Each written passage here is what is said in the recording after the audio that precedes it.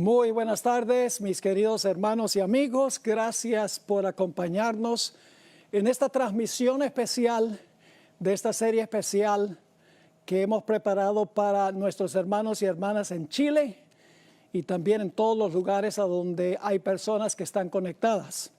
Nos agrada mucho que estén con nosotros. El título del estudio para el día de hoy es Adoración al estilo egipcio. Pero antes de entrar a nuestro estudio, queremos pedir la bendición del Señor. Así que les invito con reverencia a inclinar su rostro para orar. Padre Celestial, gracias te damos por el privilegio ahora de abrir el libro que tú revelaste e inspiraste por medio del Espíritu Santo. Pedimos tu compañía, danos corazones abiertos para escuchar tu voz y recibir tu palabra y cambiar nuestra conducta si es necesario. Te damos gracias porque podemos acercarnos a ti en oración y gracias por habernos escuchado, porque te lo pedimos en el nombre de Jesús. Amén. No cabe duda que el conflicto final en este mundo va a ser un conflicto que tiene que ver con la adoración, con la forma en que adoramos a Dios, el día en que adoramos a Dios. Quiero comenzar leyendo Apocalipsis 14, 6 y 7 y luego los versículos 9 al 11. Los versículos 6 y 7 contienen el mensaje del primer ángel, mientras que los versículos del 9 al 11 contienen el mensaje del tercer ángel. Estos son los últimos mensajes de Dios al mundo. Dice en Apocalipsis 14, 6, vi volar por en medio del cielo a otro ángel que tenía el evangelio eterno para predicarlo a los moradores de la tierra, a toda nación, tribu, lengua y pueblo, diciendo a gran voz, temed a Dios y dadle gloria, porque la hora de su juicio ha llegado, y ahora escuchen esto, y adorad a aquel que hizo el cielo y la tierra, el mar y las fuentes de las aguas. Así que el primer ángel insta a todos los seres humanos a adorar al Creador. Pero hay un rival que quiere también nuestra adoración. Quiere que adoremos a su estilo y en su día. Se llama la bestia en el libro de Apocalipsis y tiene su marca, la marca de la bestia. El versículo 9 dice lo siguiente: y el tercer ángel los siguió a los primeros dos, diciendo a gran voz, si alguno adora, ahí está la palabra clave otra vez, si alguno adora a la bestia y a su imagen, y recibe la marca en su frente o en su mano, él también beberá del vino de la ira de Dios, que ha sido vaciado puro en el cáliz de su ira, y será atormentado con fuego y azufre delante de los santos ángeles y del Cordero. Y el humo de su tormento sube por los siglos de los siglos. Y no tienen reposo día ni noche. Aquí viene la palabra clave otra vez. Los que adoran a la bestia y a su imagen, ni nadie que reciba la marca de su nombre. Dos personajes están buscando nuestra adoración al final de la historia. Dios, el Creador, por un lado, y el impostor, la bestia, por el otro lado. Ambos reclaman la adoración de los seres humanos. Ahora, esta tarde vamos a estudiar una triste historia. Vamos a repasar esa historia de los eventos que ocurrieron con el pueblo de Israel. Pero primero quiero comenzar leyendo 1 Corintios 10 y el versículo 11. Porque este versículo nos dice que los eventos que ocurrieron con Israel van a suceder también en los últimos días con el pueblo profeso de Dios. Dice allí en 1 Corintios 10 y el versículo 11, después de relatar varias experiencias de la historia de Israel, lo siguiente: y estas cosas les acontecieron como ejemplo, y están escritas para amonestarnos a nosotros, dice el apóstol Pablo, a quienes han alcanzado los fines de los siglos. La historia de Israel nos enseña grandes lecciones a la iglesia cristiana, los que van a vivir a los fines de los siglos. Así que vamos a mirar rápidamente la trayectoria de la historia de Israel, porque lo que pasó con Israel, literalmente, con el Israel literal, representa lo que sucede con el pueblo espiritual de Dios, con el Israel espiritual, con la iglesia cristiana. En el caso de Israel, Egipto representa el mundo. Canaán, hacia donde marcha el pueblo, representa el destino celestial, representa el reino venidero, el reino eterno. La experiencia de Israel es un microcosmo de la experiencia de la iglesia. Ustedes recuerdan que el pueblo de Israel estaba en servidumbre. Igualmente, los que pertenecen ahora en la iglesia, antes de conocer a Cristo, estaban en servidumbre espiritual al pecado. En su desesperación, el pueblo de Israel clamó a Dios para que los librara. De la misma manera, los que estábamos fuera de Cristo, clamamos a Cristo para que nos librara del pecado. Dios escuchó el clamor del pueblo de Israel y Dios escuchó el clamor de aquellos que se apartaron de las tinieblas a la luz admirable, de aquellos que aceptaron a Cristo como Salvador personal. Así como Dios obró maravillas y milagros para librar a Israel, Dios ha hecho milagros y maravillas en la historia de la iglesia cristiana también para librar a los fieles de Dios. La señal de liberación del pueblo de Israel fue la sangre del cordero que se colocó en el dintel y en los postes de las puertas de Israel. En nuestro caso representa la sangre del Cordero de Dios que quita el pecado del mundo, la sangre de Cristo Jesús. El pueblo de Israel después de su redención fue bautizado. Muy interesante. En 1 Corintios el capítulo 10 y el versículo 1 al 4 dice que Israel fue bautizado en el Mar Rojo. Es decir, ellos entraron a las aguas, cuando salieron de las aguas en el otro lado, toda su vieja vida quedó enterrada en las aguas, porque todos sus antiguos enemigos murieron sepultados en el Mar Rojo. Pero la historia no termina allí, porque el pueblo de Israel también tenía que cruzar todavía un largo y árido desierto para poder entrar a Canaán, a la tierra prometida. De la misma manera, los que hemos sido redimidos del pecado por la sangre del Cordero, estamos transitando a través del desierto de este mundo hacia la Canaán celestial y afrontamos muchos de los mismos peligros y los problemas que afrontó el pueblo de Israel en su peregrinaje a través del desierto. Ahora, si ustedes fueran a cruzar un desierto, ¿qué provisión harían antes de empezar el viaje? Yo creo que las dos cosas más indispensables serían agua y comida, porque ¿cómo uno va a cruzar un desierto sin agua y sin comida? Pues fíjense, después que el pueblo de Israel salió de Egipto, Dios los redimió, fueron bautizados en el Mar Rojo, dejaron sepultada toda su vida antigua, resucitaron, por así decirlo, a novedad de vida. Entonces, en Éxodo el capítulo 16, Dios les dio maná, que para la iglesia representa la palabra de Dios. Y luego en el capítulo 17, Dios les dio agua de la roca, que representa el agua de la roca, el Espíritu Santo, según Juan 4, 13 y 14 y Juan 7, 37 al 39.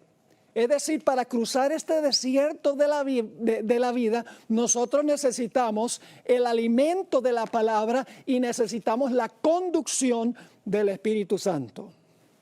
Y luego Dios llevó al pueblo de Israel, el pueblo redimido de Israel, al monte Sinaí. Dios quería hacer un pacto con ellos. Dios los había librado gratuitamente. Ellos no hicieron nada para librarse, no tuvieron que pelear, no tuvieron que hacer nada, sino clamar a Dios.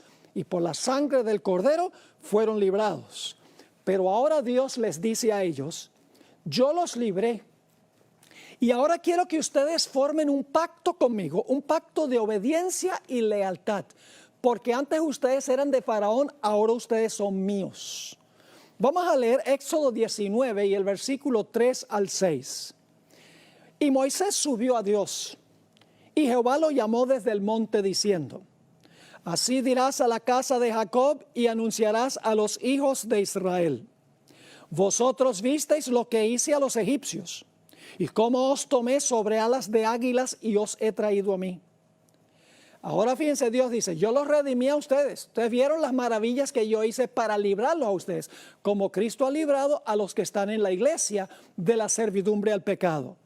Y luego Dios dice en el versículo 5: ahora pues, sí, es el sí condicional, si diereis oído a mi voz y guardareis mi pacto, vosotros seréis mi especial tesoro sobre todos los pueblos, porque mía es toda la tierra. Y vosotros me seréis un reino de sacerdotes y gente santa. Estas son las palabras que dirás a los hijos de Israel.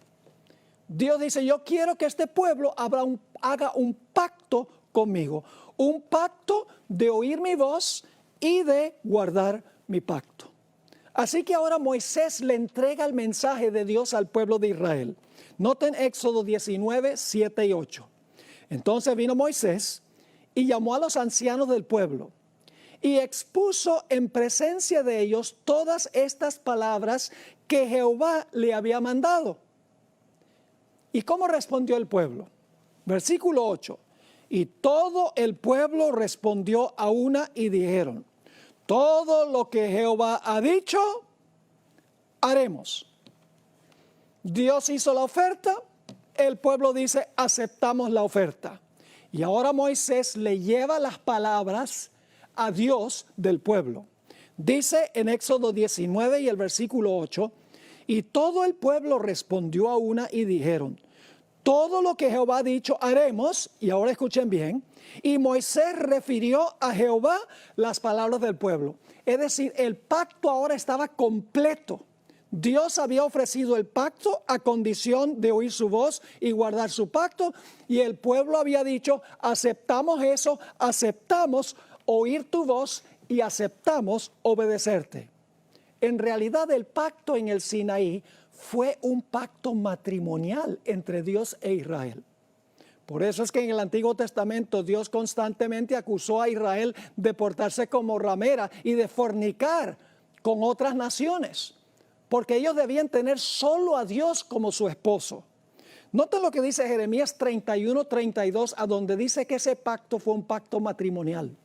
Dice allí Dios, refiriéndose a lo que ocurrió en el monte Sinaí: no como el pacto que hice con sus padres, el día que tomé su mano para sacarlos de la tierra de Egipto, porque ellos invalidaron mi pacto, que fue lo que Israel hizo. Dios dice: ellos invalidaron mi pacto, aunque fui yo un marido para ellos, dice Jehová. Es decir, fue un pacto matrimonial. Ahora yo les pregunto: ¿un pacto tiene condiciones? ¿Un matrimonio tiene condiciones? ¿Hay estatutos y reglamentos en el matrimonio? Sí. Uno de los reglamentos principales es que uno no puede tener otras mujeres como amantes, otros hombres como amantes. Se conserva uno solo para la persona con quien uno se casó. Así que Dios le va a dar a Israel en Éxodo 19 y Éxodo 20, a Israel las condiciones del pacto. Les va a entregar los 10 mandamientos. Ahora, noten que Dios no dice: obedézcanme y los voy a librar de Egipto. No, Dios dice: yo los libré de Egipto, ahora ustedes por gratitud me van a obedecer y van a guardar mis mandamientos. Jesús dijo: si me amáis, guardad mis mandamientos. Es decir, Israel debía amar a Dios porque los libró sin esfuerzo de ellos. Y en respuesta deben haber oído la voz de Jehová y deben haber obedecido el pacto. Noten Éxodo 20 y el versículo 1 y 2. Aquí en realidad comienzan los 10 mandamientos. Generalmente la gente piensa que los 10 mandamientos comienzan donde dice: no tendrás dioses ajenos delante de mí. Pero los 10 mandamientos tienen un prólogo, una motivación para guardar los mandamientos. Dice en Éxodo 20, 1 y 2: y habló Dios todas estas palabras diciendo: yo soy Jehová tu Dios, que te saqué de la tierra de Egipto, de casa de servidumbre. Dios dice, yo los libré a ustedes. Y luego en el siguiente versículo, Dios empieza a dar los 10 mandamientos que son los reglamentos del matrimonio. Ahora, antes Dios dice, ustedes eran de Faraón, pero ahora ustedes son míos. Y cuando Dios terminó de revelar los 10 mandamientos, los habló y los escribió con su propio dedo, le entregó los 10 mandamientos a Moisés. Noten lo que dice Éxodo 31 y el versículo 18. Y dio a Moisés, cuando acabó de hablar con él en el monte Sinaí, 2 tablas del testimonio, tablas de piedra escritas con el dedo de Dios. La fidelidad de la iglesia de Dios en el Antiguo Testamento no duró mucho tiempo. Su obediencia a Dios duró solo unos días. En realidad fue infiel a su pacto matrimonial muy pronto. Noten lo que dice Éxodo 32 y el versículo 1. El siguiente versículo, después que leemos que Dios le dio los 10 mandamientos a Moisés. Dice ahí en Éxodo 32 y el versículo 1, viendo el pueblo que Moisés tardaba en descender, como la segunda venida de Jesús ha tardado más de lo que nosotros pensamos, dice, viendo el pueblo que Moisés tardaba en descender del monte, se acercaron entonces a Aarón y dijeron, levántate, haznos dioses. Ahora escuchen bien, la palabra Elohim se traduce dioses y también Dios. El plural aparece muy a menudo como singular. Por ejemplo, en Génesis 1:1, en el principio creó Dios. La palabra es Elohim, la misma palabra que está aquí. Así que mejor es decir que la gente estaba diciendo, haznos Dios, que vaya delante de nosotros. Y ahora fíjense qué despectivos eran con su líder. Porque a este Moisés, el varón que nos sacó de la tierra de Egipto, no sabemos qué le haya acontecido, está demasiado demorado.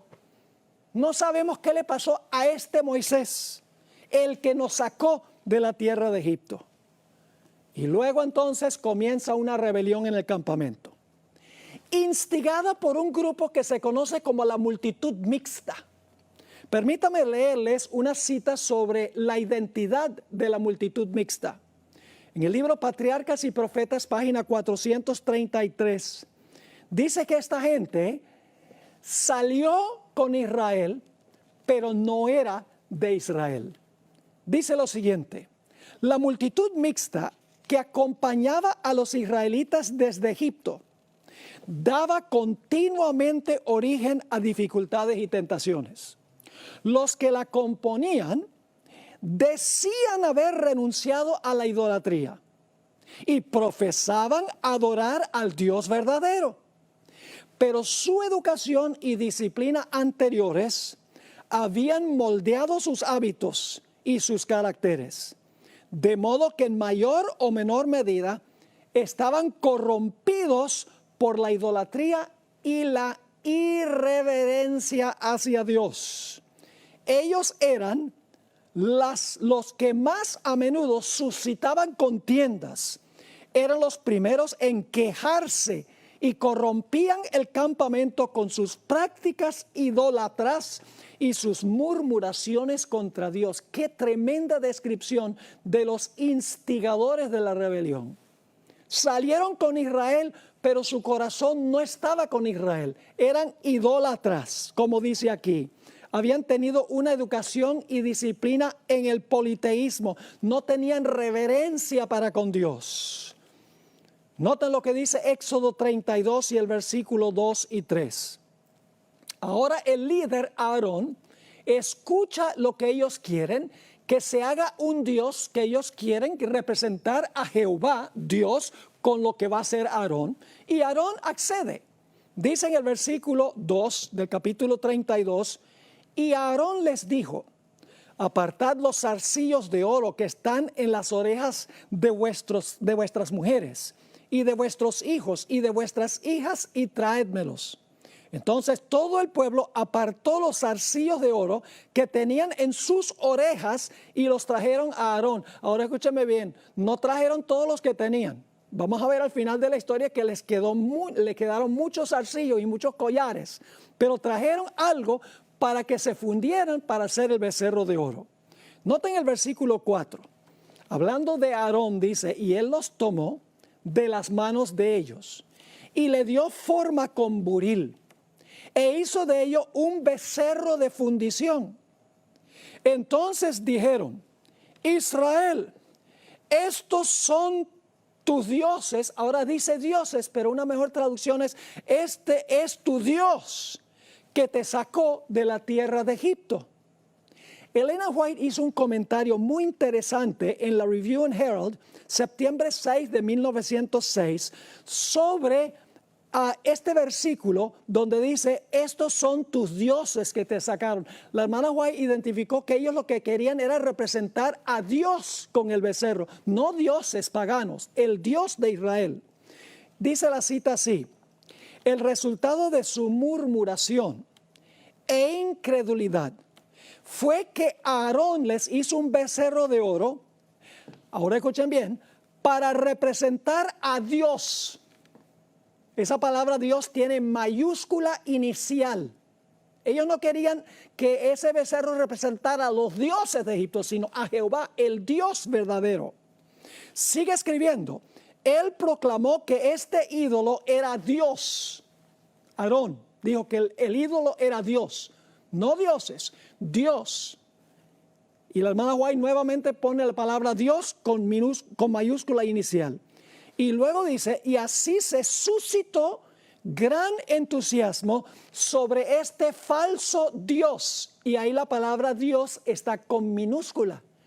Es decir, ellos querían que se hiciera un becerro de oro para representar a Dios, no dioses, sino el verdadero Dios. Noten lo que dice el versículo 5 y 6.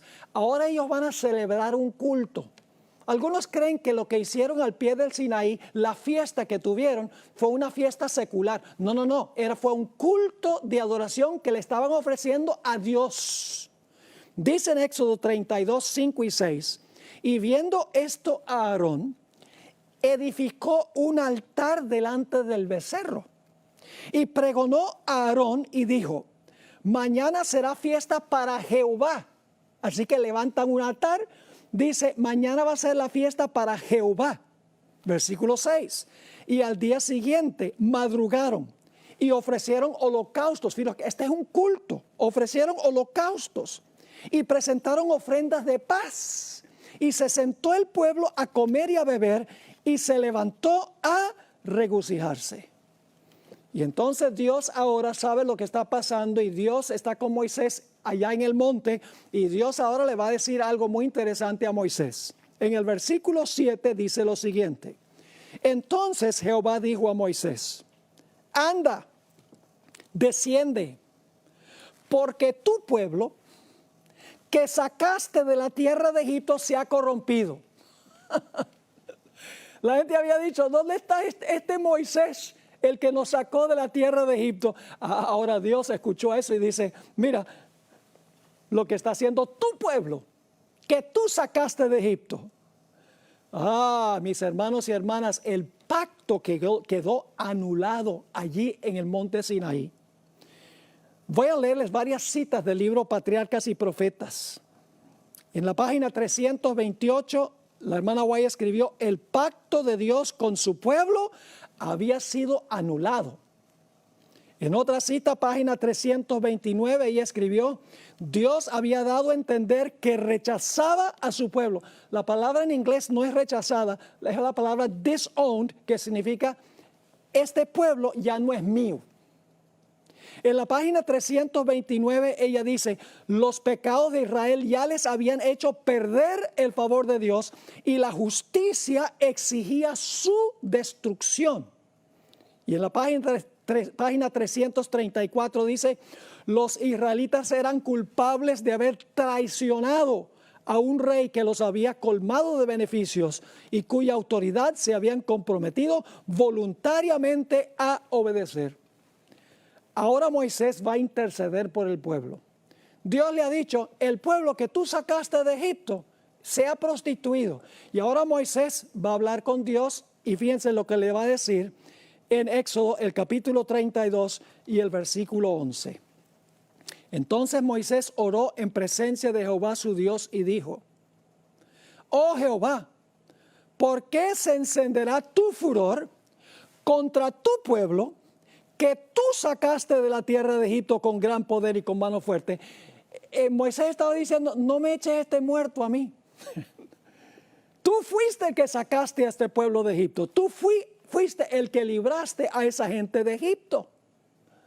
Ahora noten lo que dice el versículo 15 y 16. Ahora Moisés sabe lo que está pasando al pie del monte. Él está intercediendo por el pueblo que se ha prostituido, que ha quebrantado el pacto de Dios. El pacto ahora no aplica porque han roto su voto matrimonial con Dios. Y en Éxodo 32, 15 y 16 dice: y volvió Moisés y descendió del monte, trayendo en su mano las 2 tablas del testimonio. Las tablas escritas por ambos lados, de uno y otro lado estaban escritas. Y las tablas eran obra de Dios y la escritura era escritura de Dios grabada sobre las tablas. Así que Moisés está descendiendo del monte y de repente él oye en el campamento como una revolución que se está realizando. Es el culto que la gente está celebrando ahí al pie del monte, en honor a Dios, según ellos. En Éxodo 32, 17 al 19 dice: cuando oyó Josué el clamor del pueblo que gritaba, dijo a Moisés: alarido de pelea hay en el campamento, es decir, en el campamento hay una guerra. Y él respondió, Moisés le dijo: no es voz de alaridos de fuertes, ni voz de alaridos de débiles, voz de cantar oigo yo. La gente estaba cantando. ¿Qué clase de música? Ya lo vamos a ver. Y aconteció que cuando él llegó al campamento y vio el becerro y las danzas, estaban cantando y bailando en el culto. Dice: ardió la ira de Moisés y arrojó las tablas de sus manos y las quebró al pie del monte. De esa manera estaba indicando de que el pacto había sido roto y quebrado. En Patriarcas y Profetas, página 331, la sierva del Señor escribió: al acercarse al campamento, vieron al pueblo que gritaba y bailaba alrededor de su ídolo. Era una escena de libertinaje pagano, una imitación de las fiestas idólatras de Egipto. Y ahora escuchen esto: pero cuán distinta era del solemne y reverente culto a Dios. ¿Cómo es el culto que Dios acepta? Un culto solemne y ¿qué? Reverente, según dice aquí. Así que Moisés ahora se llena de ira santa. Todo lo que Dios había hecho por ellos. Y dice en Éxodo 32 y el versículo 19 y 20: y aconteció que cuando él llegó al campamento y vio el becerro y las danzas, ardió la ira de Moisés y arrojó las tablas de sus manos y las quebró al pie del monte. La sierva del Señor escribió en la página 331 de Patriarcas y Profetas para demostrar cuánto aborrecía este crimen.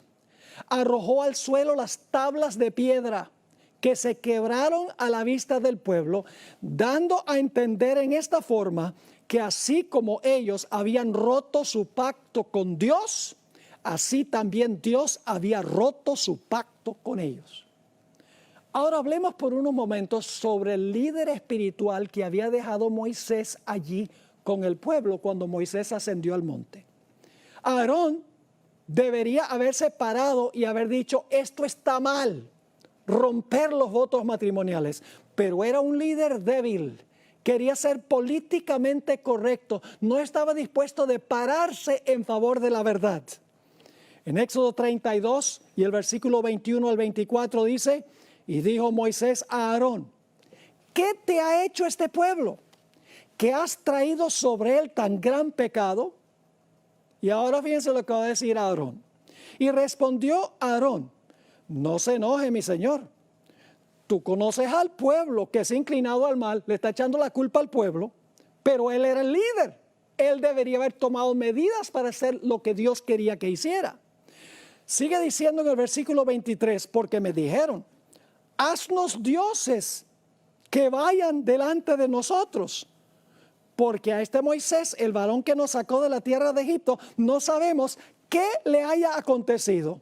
Y ahora va a añadir a la debilidad la mentira. Y yo le respondí, ¿quién tiene oro? Apartadlo. Y me lo dieron y lo eché en el fuego y salió este becerro. Es decir, eché el oro al fuego y el becerro salió saltando del fuego. No había sido así. Dice que lo formó con buril. Quiero leerles ahora unas citas del Espíritu Profecía sobre el carácter de Aarón. Moisés era un hombre que se paraba en pro de la verdad. No titubeaba. Aunque lo quisieran apedrear, él hacía lo que era correcto. No así con Aarón. Dice en Patriarcas y Profetas, página 327. Aarón reconvino débilmente al pueblo. Y su vacilación y timidez en el momento crítico solo sirvieron para hacerlos más decididos en su propósito. Aarón temió por su propia seguridad y en vez de ponerse noblemente de parte del honor de Dios, cedió a las demandas de la multitud, lo que el pueblo quería. La gente admiró la gentileza y la paciencia de Aarón, pero ni Moisés ni Dios lo vieron así. En Testimonios para la Iglesia, tomo 4, páginas 514 y 515, agrega esto en cuanto a Aarón. Por temor a ofender al pueblo, guardó silencio. No se paró audazmente a favor de Dios, sino que para complacer al pueblo, darle al pueblo lo que ellos querían. Para complacer al pueblo, hizo un becerro de oro. Parecía adormecido ante el incipiente peligro. Aarón podría haber coartado la primera palabra rebelde, pero temía tanto ofender al pueblo que aparentemente se unió con ellos y finalmente lo persuadieron que hiciera un becerro de oro para ellos adorarlo. Y luego Elena White habla sobre la iglesia en el presente. En Patriarcas y Profetas, página 328, ella escribió, y hay todavía Aarones dóciles. Esa no es la mejor traducción de la palabra que usa Elena White, quien escribió en inglés. La palabra en inglés es pliant. Aarones que son pliant. ¿Qué significa esa palabra? Significa plegable, fácilmente influenciado, flexible, algo que se dobla fácilmente, algo que cede fácilmente ante la presión. Eso es lo que dice Elena White. Hay todavía Aarones plegables. Sigue escribiendo que mientras desempeñan cargos de autoridad en la iglesia, ceden a los deseos de los miembros no consagrados y así los incitan al pecado.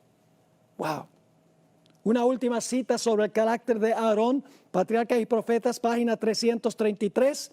De todos los pecados que Dios castigará, ninguno es más grave ante sus ojos que el de aquellos que animan a otros a cometer el mal. Dios quisiera que sus siervos demuestren su lealtad, reprendiendo fielmente la transgresión, por penoso que sea hacerlo. Aquellos que han recibido el honor de un mandato divino no han de ser débiles y dóciles contemporizadores. No han de perseguir la exaltación propia ni evitar los deberes desagradables, sino que deben realizar la obra de Dios con una fidelidad inflexible. Esa es la clase de líder que Dios está buscando. No el líder que se deja llevar por la corriente de lo que la gente quiere. Elena White nos dice que inclusive algunos que se pararon en favor de la verdad perdieron sus vidas. Patriarcas y Profetas, página 327. Algunos permanecieron fieles a su pacto con Dios, pero la mayor parte del pueblo, no la minoría, la mayoría, se unió a la apostasía. Unos pocos que osaron denunciar la propuesta imagen como idolatría, fueron atacados y maltratados, y en la confusión y alboroto perdieron finalmente la vida. Así que Dios ahora le dice a Moisés, yo voy a destruir a este pueblo y voy a escoger a otro pueblo. Dios no tenía planes de hacer eso, pero Dios quería ver cómo se sentía Moisés en este caso. En Éxodo 32 y el versículo 31 y 31 al 33 dice, entonces volvió Moisés a Jehová y dijo, te ruego pues, este pueblo ha cometido un gran pecado, porque se hicieron dioses, nuevamente debemos ponerlo en singular, porque se hicieron Dios de oro, que perdones ahora su pecado, y si no, ráeme ahora de tu libro que has escrito. Dijo Moisés, mira, si tú no puedes salvar a este pueblo, entonces que perezca yo. La misma actitud que tuvo Jesús. Jesús dijo, estoy dispuesto de morir y sufrir la pérdida eterna con tal de salvar a mi pueblo. Ahora, ¿cómo debía mostrar el pueblo su humildad ante la reprensión de Dios? Éxodo 33 y el versículo 1 al 6 nos dice qué es lo que Dios recomendó que se hiciera o mandó que se hiciera. Dice allí en el versículo 1, Jehová dijo a Moisés, anda, sube de aquí, tú y el pueblo que sacas. Todavía Dios está un poquito, podríamos decir, enfogonado. Dice, y el pueblo que sacaste de la tierra de Egipto, a la tierra de la cual juré a Abraham, Isaac y Jacob, diciendo, a tu descendencia la daré, y yo enviaré delante de ti el ángel, y echaré fuera al cananeo, al amorreo, al eteo, al fereceo, al heveo y al jebuseo, a la tierra que fluye leche y miel. Y ahora Dios les dice a ellos, pero yo no subiré en medio de ti. Es decir, Dios dice, yo no voy a ir con ustedes, porque eres pueblo de dura cerviz, no sea que te consuma en el camino. Y oyendo el pueblo esta mala noticia, que Dios no iba a ir con ellos, vistieron luto y ninguno se puso sus atavíos, ninguno se puso sus joyas. La palabra atavío se refiere a joyas, porque Jehová había dicho a Moisés, fíjense que no se quitaron las joyas porque ellos se les ocurrió la idea, sino porque Dios lo mandó como señal de que ahora iban a ser fieles a Dios, porque Jehová había dicho a Moisés, di a los hijos de Israel, vosotros sois pueblo de dura cerviz, en un momento subiré en medio de ti y te consumiré. Quítate pues ahora tus atavíos, para que yo sepa lo que te he de hacer. Entonces los hijos de Israel se despojaron de sus atavíos desde el monte Horeb, porque las joyas eran señal de arrogancia. Dios dice, quítate las joyas como señal de humillación. Algunos dicen, bueno, pero eso era en el Antiguo Testamento. Ahora estamos en el Nuevo. El Nuevo también dice lo mismo. En 1 Timoteo, el capítulo 2 y el versículo 9 y 10, el apóstol Pablo escribió, asimismo que las mujeres se atavíen de ropa decorosa, con pudor y modestia, no con peinado ostentoso, ni oro, ni perlas, ni vestidos costosos, sino con buenas obras, como corresponde a mujeres que profesan piedad. El apóstol Pedro, el otro gigante del Nuevo Testamento, escribió algo similar en 1 de Pedro 3 y el versículo 3 y 4. Aquí Pedro escribió, vuestro atavío no sea el externo, de peinados ostentosos, de adornos de oro o de vestidos lujosos, sino el interno, el del corazón, en el incorruptible ornato de un espíritu afable y apacible, que es de grande estima delante de Dios. Ahora yo quiero preguntar, ¿será posible que la iglesia remanente al final de la historia afronte una prueba semejante a esta? ¿Será que la música llegará nuevamente a ser un problema en la iglesia al acercarnos a la Canaán celestial? En el año 1898 y 1899, el evangelista S.S. Davis, evangelista adventista, introdujo una herejía que se conoce como la herejía de la carne santificada. Es la idea de que antes que Cristo venga, Dios nos va a dar carne santa y por lo tanto no vamos a poder pecar porque nos va a quitar la naturaleza pecaminosa. Esa es una herejía. Eso pasa es cuando Cristo venga, no antes de que Cristo venga. Pronto los pastores de la Asociación de Indiana, junto con el presidente de la Asociación de Indiana, adoptaron esta herejía. La conferencia general estaba muy preocupada por lo que estaba pasando en Indiana, porque el presidente, el evangelista, muchos pastores habían aceptado esta falsa enseñanza, esta herejía. Y además de eso se escuchaban rumores de que había un estilo de culto problemático. Por lo tanto, la conferencia general mandó a dos pastores de confianza, el pastor Stephen Haskell y el pastor A.J. Breed, como observadores del campestre que se celebró del 13 al 23 de septiembre del año 1900 en la ciudad de Muncie, Indiana. 10 días después, el 10 de octubre del año 1900, el pastor Haskell le escribió a la hermana White sobre el estilo de adoración, específicamente la música y los instrumentos que se usaron. Escribió lo siguiente: había un tambor grande, 2 tamboriles, una viola, 2 violines, una flauta y 2 trompetas que se unieron a un órgano y unas pocas voces. Usan el himnario Garden of Spices, que era un himnario pentecostal usándose en un campestre adventista. Y luego viene esta declaración: y tocan piezas bailables con letra sagrada. ¿Qué estaba pasando en ese campestre?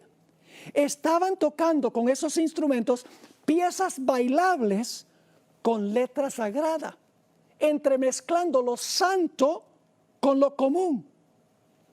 Ahora, la hermana White explicó que poco antes de cerrarse la puerta de la gracia, otra vez va a surgir en la iglesia adventista este problema. Voy a leerles un par de citas que encontramos. Estas citas están en Mensajes Selectos, tomo 2, empezando en la página 36 en adelante. Escribió ella sobre esta experiencia en Indiana. No resumiré toda la historia porque es demasiado penosa. Pero en enero pasado el Señor me mostró que en nuestras reuniones de reavivamiento se introducirían teorías y métodos erróneos y que se repetiría la historia pasada. Me sentí angustiada, dice la hermana White. Se me instruyó para que dijera que en esas demostraciones estaban presentes demonios en forma humana que trabajaban con todo el ingenio que Satanás puede emplear para hacer que la verdad resultase ociosa para las personas sensibles. Y debía decir además que el enemigo estaba tratando de disponer las cosas de tal modo que las reuniones de reavivamiento, que han sido el medio de presentar la verdad del tercer ángel ante las multitudes, lleguen a perder su fuerza y su influencia. Y luego viene esta cita. La hermana White está escribiendo al pastor Haskell en respuesta a la carta que él envió sobre lo que había visto en ese campestre. Dice la hermana White: esas mismas cosas que habéis explicado que ocurrían en Indiana, el Señor me ha mostrado que volverían a ocurrir justamente antes de la terminación del tiempo de gracia. En la iglesia se manifestará toda clase de cosas extrañas. Habrá vocerío, acompañado de tambores, música y danza. El juicio de algunos seres racionales quedará confundido de tal manera que no podrán confiar en él para realizar decisiones correctas, y a esto consideran como la actuación del Espíritu Santo. Mis hermanos y hermanas, déjeme ser explícito. Aquí no estoy criticando a ningún individuo. Sencillamente estoy advirtiendo sobre lo que dijo Elena White que iba a suceder al final de la historia. Lo dijo por inspiración, porque sus escritos son inspirados. Hermanos, la música rock, disco, reggaetón, jazz, hip hop, techno, salsa, merengue, rumba, mambo, y puedo continuar mencionando todos los matices musicales, fueron creados para el mundo secular, para el mundo. Esos matices musicales no fueron creados para el culto, para la iglesia. Y cuando adoptamos esas clases de música, ese estilo de música, lo incorporamos a la iglesia y le ponemos palabras sagradas. Es mezclar lo santo con lo común, que veremos mañana. Es inaceptable ante Dios. Ahora, algunas personas han minimizado lo que pasó en el campestre de Indiana. Y dicen que lo único que criticó Elena G. White fue la falsa enseñanza que se estaba enseñando allá. Que no era el estilo de la música ni el estilo del culto lo que ella criticó. Pero nada de esto, mis hermanos y hermanas, es cierto. Sus comentarios revelan con absoluta claridad que ella no solo se opuso a la falsa teología de la carne santificada, sino que se opuso también al estilo de culto y a la música que se usó allí. Los comentarios de Elena White sobre este campestre se encuentran en Mensajes Selectos, tomo 2, página 36 a la página 45. Si ustedes leen esas páginas, van a encontrar los siguientes puntos principales. Y luego voy a leer algunas citas del Espíritu de Profecía que corroboran los puntos principales que voy a mencionar. Elena White escribió que Satanás usó este estilo de culto para desviar a la gente de la verdad presente y para lograr que el mensaje del tercer ángel perdiera su fuerza y su influencia. También escribió que el Espíritu Santo nunca se manifiesta en ese estilo de culto. Escribió que ese estilo de culto no se necesita para convertir a las almas. Dijo que ese estilo de culto se iba a ver de nuevo, como notamos, en las reuniones de reavivamiento de la iglesia adventista, justamente antes de cerrarse la puerta de la gracia. También escribió que no se debería estimular esta clase de culto. La hermana White no solo criticó la falsa teología que se estaba enseñando, la hermana White también criticó severamente el estilo de culto y específicamente la música que se usó en ese culto. Permítame ahora leerles citas de Elena White que corroboran todos los puntos que acabo de mencionar. Estoy leyendo de esas páginas, página 36 a la página 45, escogiendo algunas partes. Escribió Elena White: el Espíritu Santo nunca se manifiesta en esta forma, mediante ese ruido desconcertante. Esto constituye una invención de Satanás para ocultar sus ingeniosos métodos destinados a tornar ineficaz la pura, sincera, elevadora, ennoblecedora y santificadora verdad para este tiempo. Es mejor no mezclar nunca el culto de Dios con música. Ahora escuchen bien, tiene que ver con la música. Es mejor no mezclar nunca el culto de Dios con música que utilizar instrumentos musicales para realizar la obra que en enero pasado se me mostró que tendría lugar en nuestras reuniones de reavivamiento. Dice que el problema era con la música y la forma como se usaron los instrumentos musicales. Sigue escribiendo: la verdad para este tiempo no necesita nada de eso para convertir a las almas. A veces se usa el argumento, bueno, hay que darle a la gente la música que le gusta. Pero lo que convierte al alma, mis hermanos y hermanas, es la palabra de Dios. La música apoya el mensaje de la palabra de Dios. Así que dice ella, el ruido desconcertante aturde los sentidos y desnaturaliza aquello que, si se condujera en la forma de vida, fíjense que tiene que ver con la forma, si se condujera en la forma de vida, constituiría una bendición. El influjo de los instrumentos satánicos, hay un problema de traducción aquí, no voy a entrar en eso. Los instrumentos satánicos no son instrumentos musicales, son seres humanos que usan los instrumentos. Pero dice ella, el influjo de instrumentos satánicos se une con el estrépito y el vocerío, con lo cual resulta un carnaval. Y a esto se lo denomina la obra del Espíritu Santo. Escribió, no debería estimularse esta clase de culto. No es la herejía, es la clase de culto. Escribió también, no resumiré toda la historia porque es demasiado penosa. Pero en enero pasado el Señor me mostró que en nuestras reuniones de reavivamiento se introducirían teorías y métodos erróneos y que se repetiría la historia pasada. Me sentí angustiada. Se me instruyó para que dijera que en esas demostraciones estaban presentes demonios en forma humana, que trabajaban con todo el ingenio que Satanás puede emplear para hacer que la verdad resultase odiosa para las personas sensibles. Y luego sigue escribiendo, debía decir además que el enemigo estaba tratando de disponer las cosas de tal modo que las reuniones de reavivamiento, que han sido el medio de presentar la verdad del tercer ángel ante las multitudes, lleguen a perder su fuerza y su influencia. El propósito de Satanás era usar la música para que la gente no tuviera interés en el mensaje del tercer ángel, en el mensaje de la verdad presente, porque el culto se debe centrar en el mensaje. La música apoya el mensaje, no el mensaje a la música. Sigue escribiendo Elena White. El Espíritu Santo no tiene nada que ver con ese desorden perturbador y esa varaunda significa desorden, que me fueron mostrados en enero pasado. Satanás trabaja en medio del estruendo y de la confusión producida, escuchen eso, por esta clase de música, no la teología, la música, la cual, si fuera dirigida debidamente, serviría para alabar y glorificar a Dios. El diablo hace que tenga el mismo efecto que la mordedura ponzoñosa de la serpiente.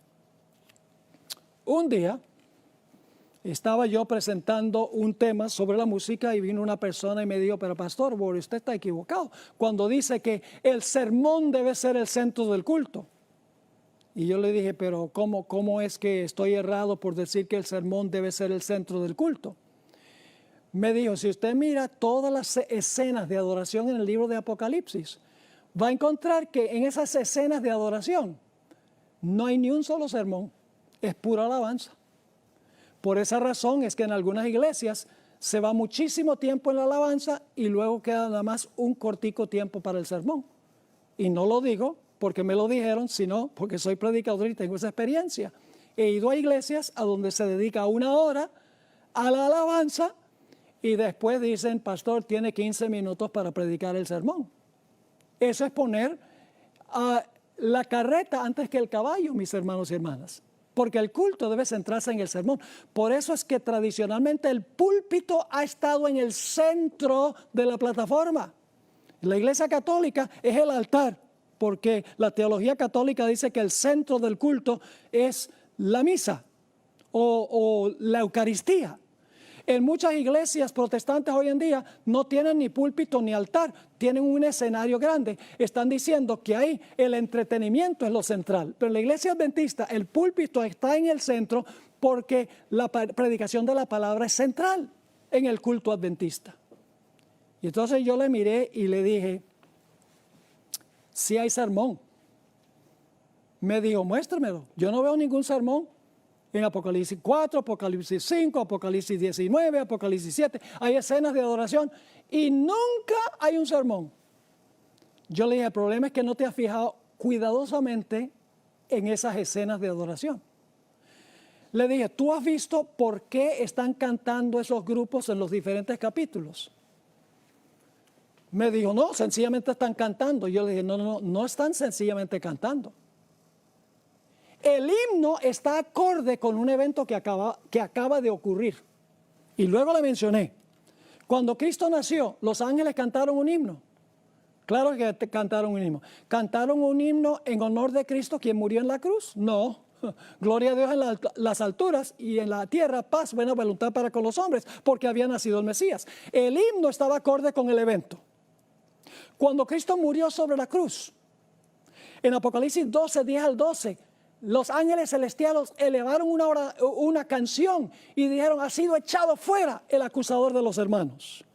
En Apocalipsis 4, cuando Jesús estaba por ascender al cielo y el Padre estaba sentado solo en el trono antes que llegara Jesús, los seres celestiales están cantando un himno en honor al Creador que está sentado en el trono. En Apocalipsis 5, cuando el Señor Jesucristo llega al cielo ante su Padre, para preguntarle si su sacrificio ha sido suficiente, los seres celestiales irrumpen en un himno en honor al Cordero de Dios que acaba de regresar del campo de batalla vivo.